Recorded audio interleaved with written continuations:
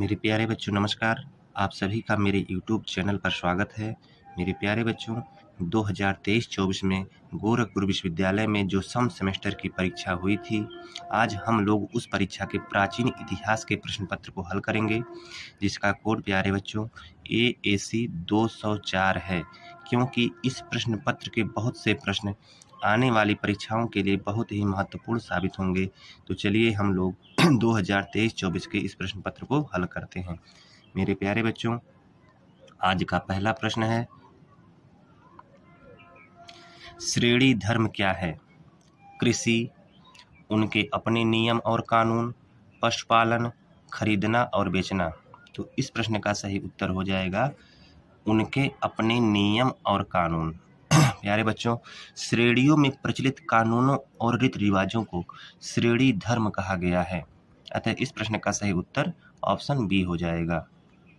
अगला प्रश्न है, प्राचीन काल में श्रेणी संगठनों के प्रमुख को क्या कहा जाता था? तो मेरे प्यारे बच्चों, मैं आपको बता दूं कि प्राचीन काल में श्रेणी संगठनों के प्रमुख को श्रेष्ठिन या जेठक कहा जाता था। तो इस प्रश्न का सही उत्तर जेठक हो जाएगा। अगला प्रश्न है, जातक ग्रंथों में कितने प्रकार की श्रेणियों का उल्लेख मिलता है? 18, 14, 16, 12। इस प्रश्न का सही उत्तर हो जाएगा 18। जातक ग्रंथों में 18 प्रकार के श्रेणियों का उल्लेख मिलता है, जैसे बढ़ई, चर्मकार, जुलाहा आदि। अगला प्रश्न है, निम्नलिखित में से किस अभिलेख में प्रकट होता है कि प्राचीन श्रेणियां बैंक का भी कार्य करती थीं? इस प्रश्न का सही उत्तर हो जाएगा कुमारगुप्त का मंदसौर अभिलेख। अतः इस प्रश्न का सही उत्तर हो जाएगा प्यारे बच्चों ऑप्शन सी। मंदसौर अभिलेख में जानकारी मिलती है कि प्राचीन काल में श्रेणियां बैंक का कार्य करती थीं। अगला प्रश्न है, निम्नलिखित में से कौन सा बाजार केंद्र को संकेतित करता है? निगम, प्रासाद, ग्राम, इनमें से कोई नहीं। तो इस प्रश्न का सही उत्तर हो जाएगा ऑप्शन ए, निगम। अगला प्रश्न है, निम्नलिखित में से जातकों में किसका वर्णन अत्यधिक धनी व्यापारी के रूप में हुआ है? जेत, कौंडिन्य, अनाथपिंडक, रोशन। इस प्रश्न का सही उत्तर हो जाएगा अनाथपिंडक। अगला प्रश्न है, निम्नलिखित में से कौन अक्षय निधि जमा करता था? मंत्री, व्यापारी, किसान, श्रेणी। तो इस प्रश्न का सही उत्तर हो जाएगा मेरे प्यारे बच्चों ऑप्शन डी, श्रेणी। प्यारे बच्चों, मैं आपको बता दूं कि श्रेणी का उपयोग अक्षय निधि को जमा करने के लिए किया जाता था। अगला प्रश्न है, मिताक्षरा का लेखक कौन था? विज्ञानेश्वर, भारवी, पाणिनि, कालिदास। इस प्रश्न का सही उत्तर हो जाएगा विज्ञानेश्वर। अगला प्रश्न है, निम्नलिखित में से कौन सा एक वार्ता का घटक नहीं था? व्यापार और वाणिज्य, शिक्षा, पशुपालन, कृषि। इस प्रश्न का सही उत्तर हो जाएगा विकल्प बी, शिक्षा जो है वह वार्ता का घटक नहीं था। अगला प्रश्न है, अदेव मातृक भूमि क्या थी? वह भूमि जिसमें बिना वर्षा के अच्छी खेती न हो सके, वह भूमि जिसमें बिना वर्षा के अच्छी खेती हो सके, वह भूमि जिसमें बिना उर्वरक के अच्छी खेती हो सके, या बंजर भूमि। इस प्रश्न का सही उत्तर हो जाएगा ऑप्शन बी, वह भूमि जिसमें बिना वर्षा के भी अच्छी खेती हो सके। अगला प्रश्न है, निम्नलिखित में से कौन से अभिलेख में अकाल से निपटने के उपायों का उल्लेख मिलता है? सोहगौरा और महास्थान अभिलेख, ऐहोल अभिलेख, अफसढ़ अभिलेख, जूनागढ़ अभिलेख। इस प्रश्न का सही उत्तर हो जाएगा प्यारे बच्चों सोहगौरा और महास्थान अभिलेख। मित्रों, सोहगौरा और महास्थान अभिलेख में अकाल से निपटने के उपाय बताए गए हैं। अगला प्रश्न है,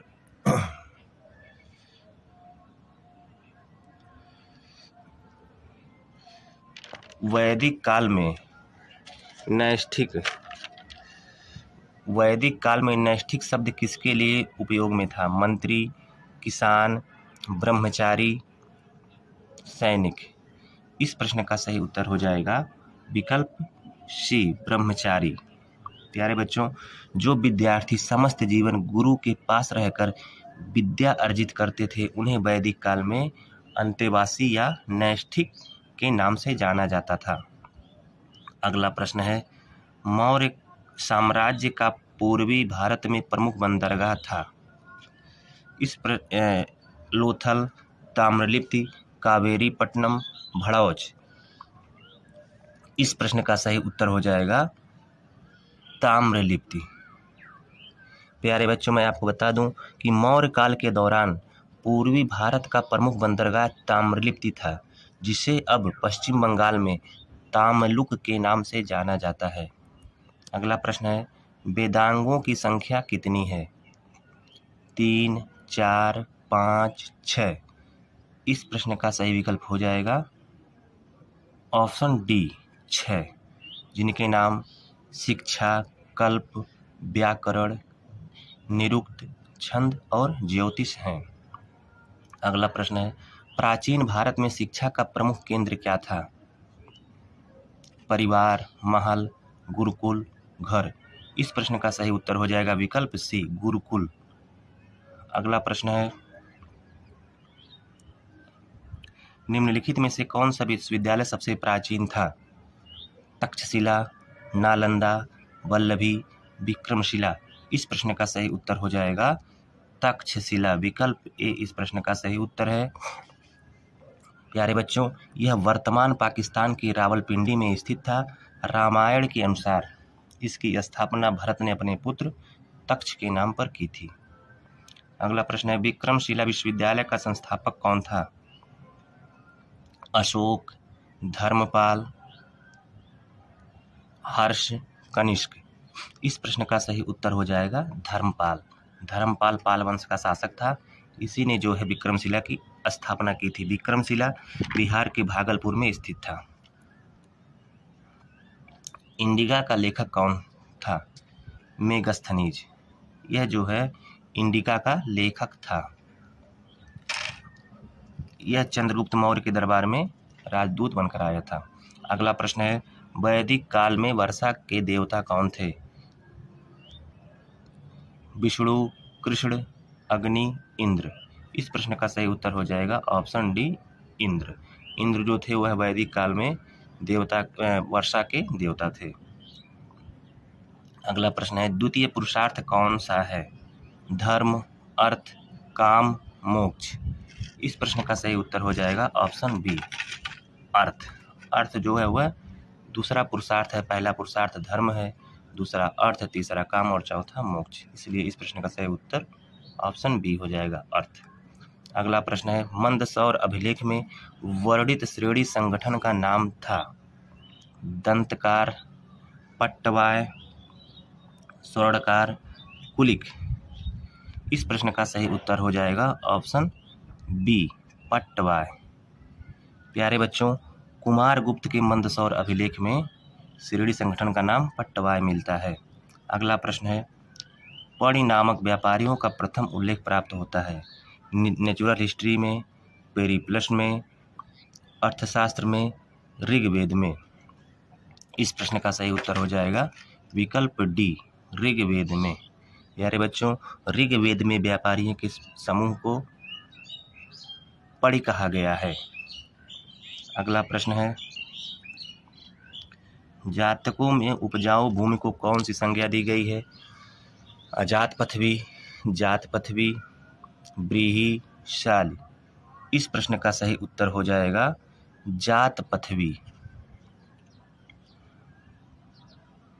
जात पृथ्वी। जातकों में उपजाऊ भूमि को जात पृथ्वी तथा ऊसर भूमि को अजात पृथ्वी कहा गया है। अगला प्रश्न है, प्राचीन भारत में भूस्वामित्व के सामान्यतः कितने प्रकारों का उल्लेख मिलता है? 1, 2, 3। इस प्रश्न का सही उत्तर हो जाएगा विकल्प सी, 3। व्यक्तिगत स्वामित्व, सामुदायिक स्वामित्व और राज्य स्वामित्व। अगला प्रश्न है, ऋग्वेद में उपजाऊ जमीन को क्या कहा जाता था?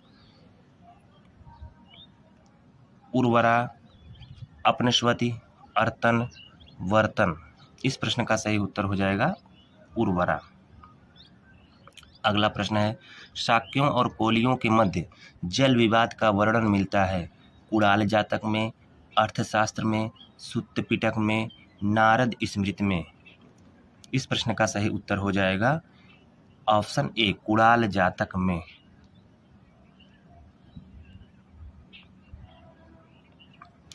अगला प्रश्न है प्यारे बच्चों, बिना बेगार के किसने सुदर्शन झील का जीर्णोद्धार कराया था? अजातशत्रु, चंद्रगुप्त मौर्य, रुद्रदामन, बिंदुसार। इस प्रश्न का सही उत्तर हो जाएगा विकल्प सी, शक शासक रुद्रदामन ने बिना बेगार के सुदर्शन झील का निर्माण करवाया था। अगला प्रश्न है, नंद वंश के एक शासक द्वारा नहर खुदवाने की सूचना किस अभिलेख में मिलती है? प्रयाग प्रशस्ति में, हाथी गुम्फा में, जूनागढ़ में, इनमें से कोई नहीं। इस प्रश्न का सही उत्तर हो जाएगा मेरे प्यारे बच्चों हाथी गुम्फा अभिलेख में। हाथी गुम्फा अभिलेख जो है यह कलिंग नरेश खारवेल का अभिलेख है। इससे जानकारी मिलती है कि नंद वंश के एक शासक ने नहर खुदवाया था। अगला प्रश्न है, प्राचीन काल में ब्रह्मदेव क्या था? कर मुक्त भूमि, वर्षा, तालाब, अनाज। इस प्रश्न का सही उत्तर हो जाएगा कर मुक्त भूमि। यह भूमि जो है ब्राह्मणों को दिया जाता था। अगला प्रश्न है,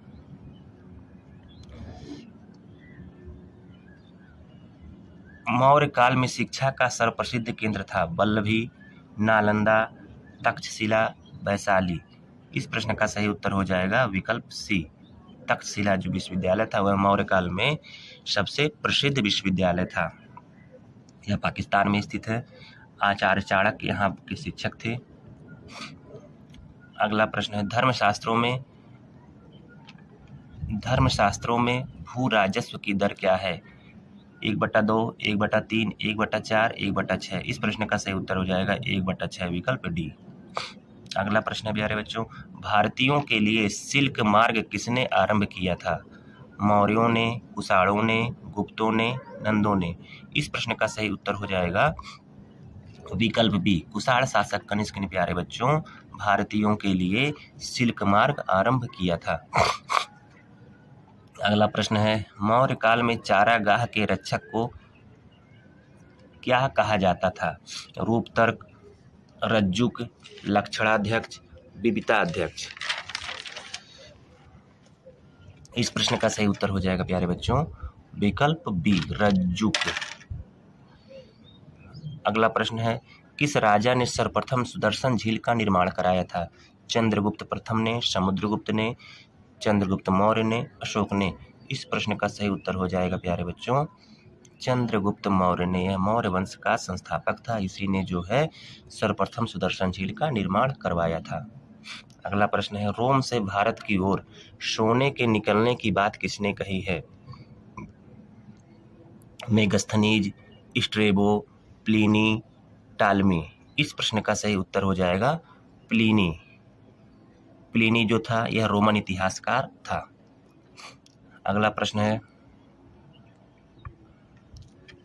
वैदिक काल में गोबर की खाद को क्या कहा जाता था? प्यारे बच्चों करीस, मांस, कुल्या, पक्त। इस प्रश्न का सही उत्तर हो जाएगा विकल्प ए, वैदिक काल में गोबर की खाद को करीस या गोमय कहा जाता था। अगला प्रश्न है, वैदिक काल में किस जानवर को अघन्य माना गया है? गाय, बैल, घोड़ा, हाथी। इस प्रश्न का सही उत्तर हो जाएगा विकल्प ए, गाय। गाय को वैदिक काल में अघन्य माना गया है। अगला प्रश्न है, ऋग्वेद में प्रयुक्त सीता शब्द का अर्थ क्या था? इस प्रश्न का सही उत्तर हो जाएगा जुती हुई कुंड को वैदिक काल में सीता कहा जाता था। अगला प्रश्न है, भाग और बलि क्या थे? धार्मिक अनुष्ठान, राजस्व के साधन, सैनिक विभाग, शासकीय विभाग। इस प्रश्न का सही उत्तर हो जाएगा राजस्व के साधन। प्राचीन काल में भाग और बलि राजस्व के साधन थे। अगला प्रश्न है, किस स्थान से हड़प्पा सभ्यता से संबंधित पक्की मिट्टी का हल मिला है? लोथल, रोपड़, बनावली, कालीबंगा। इस प्रश्न का सही उत्तर हो जाएगा बनावली। बनावली से जो है हड़प्पा सभ्यता से पक्की मिट्टी का हल मिला है, जो हरियाणा में स्थित है। ऋग्वेद में उल्लिखित यव शब्द किस कृषि उत्पाद हेतु प्रयुक्त किया गया है? चना, गेहूं, चावल, जौ। इस प्रश्न का सही उत्तर हो जाएगा विकल्प डी, चावल। चावल को ऋग्वेद में यव कहा, जौ को ऋग्वेद में यव कहा गया है। इस प्रश्न का सही उत्तर हो जाएगा जौ। अगला प्रश्न है, किस हड़प्पा स्थल से चावल का साक्ष्य प्राप्त हुआ है? लोथल, सोनौली, आलमगीरपुर, मुंडीगाक। इस प्रश्न का सही उत्तर हो जाएगा लोथल। लोथल से प्यारे बच्चों चावल का साक्ष्य मिला है। अगला प्रश्न है, जुते हुए खेत की खोज की गई थी? लोथल, कालीबंगा, धौलावीरा, हड़प्पा।